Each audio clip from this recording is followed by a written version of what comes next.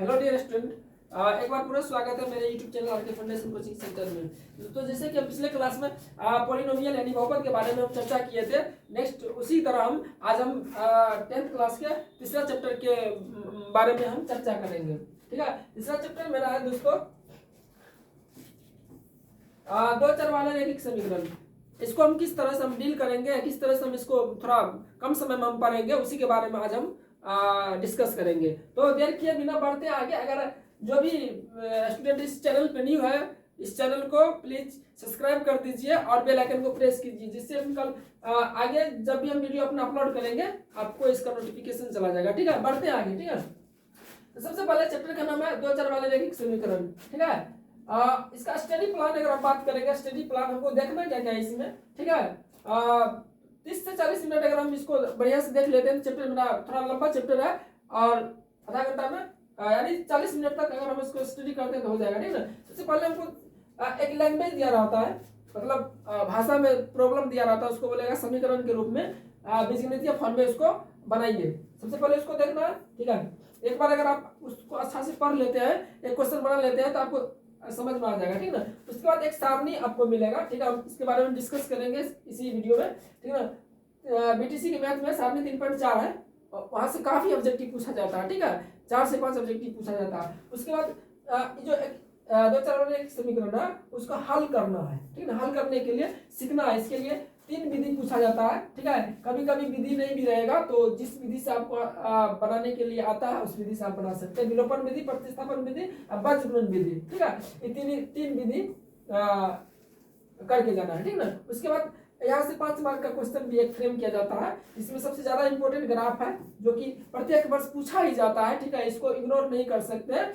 बाकी उसके बाद एक भिन्न वाले सवाल रहता है। ठीक है, 5 मार्क में तो 2 मार्क में भी थोड़ा आसान है। ठीक है, आयु संबंधित प्रश्न है और संख्या को पलटने वाला एक सवाल है, काफी इंपॉर्टेंट सवाल है। ठीक है, 1 2 3 और ग्राफ तो 100% है, एवे करेगा। ठीक है, उसके बाद कुछ कंडीशन पे आधारित कुछ सवाल देता है, जैसे ऑब्जेक्टिव टेबल से, टेबल में कंडीशन है, कंडीशन दे देगा। ठीक है, कि इसका अनेक हल होंगे तो क्या का मान क्या होगा, इसका कोई हल नहीं होंगे, इसका जो भी होगा देखते हैं आगे। ठीक है, बढ़ते हैं। ये तो मेरा स्टडी प्लान है, में 5 बातों पे ध्यान रखना है इस चैप्टर को बनाने के लिए। नेक्स्ट अगर हम बात करेंगे तो वही मेरा सारणी 3.4 है। ठीक है, इसमें अनुपातों का तुलना दिया रहता है। जो भी मेरा ई समीकरण होता है दो चर वाले रहता है ax1 प्लस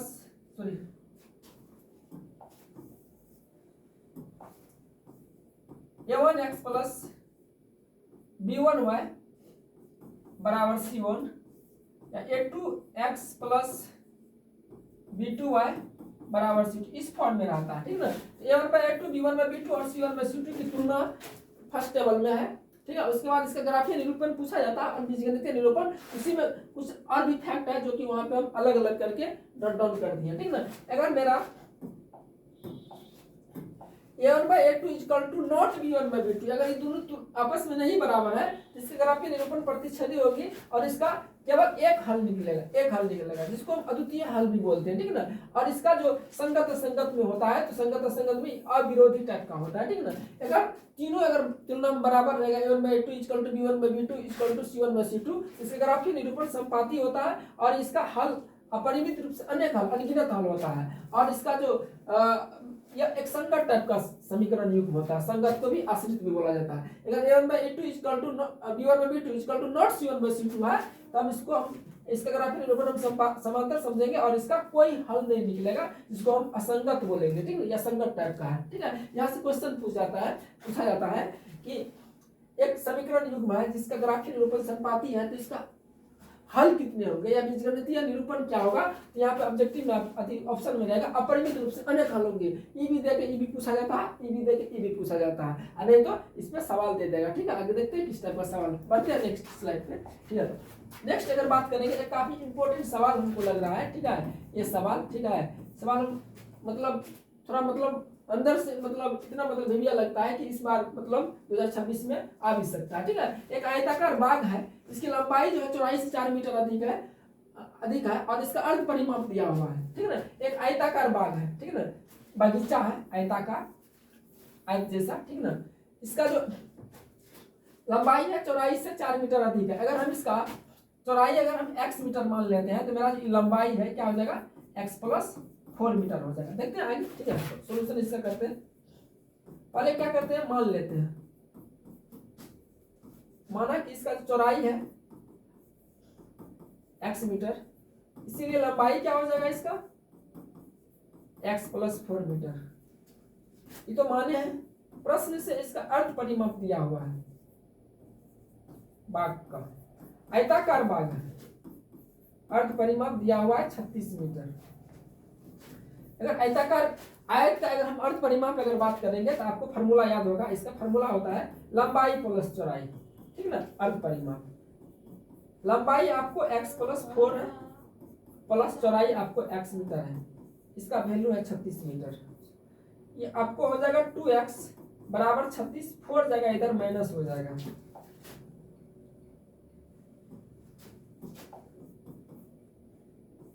तो 2x बराबर हो गया आपको 32, 2 से 16 बार में कैंसिल हो जाएगा, x बराबर हो गया 16 मीटर। आप देखिए ऊपर में चौड़ाई x माने थे, इसका बोल रहा है बाग की निमाएं ज्ञात कीजिए। निमाएं का मतलब होता है, इसका मतलब डायमेंशन लंबाई और चौड़ाई, ठीक है ना। चौड़ाई निकल गए हैं, ठीक है। अगर बात करेंगे यहाँ पे निमाएं,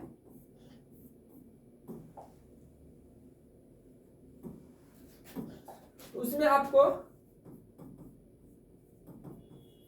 चौड़ाई निकल चुका है जो x मीटर माने थे, इसका वैल्यू निकल गया 16 मीटर तथा लंबाई x प्लस 4 माने थे, 16 प्लस 4 16 प्लस 4 यानी 16 प्लस 4 बराबर 20 मीटर। यही आपका बीमा है, ठीक है। 2 मार्क के लिए काफी ज्यादा इंपॉर्टेंट सवाल है, आप देख सकते हैं इसको, ठीक है।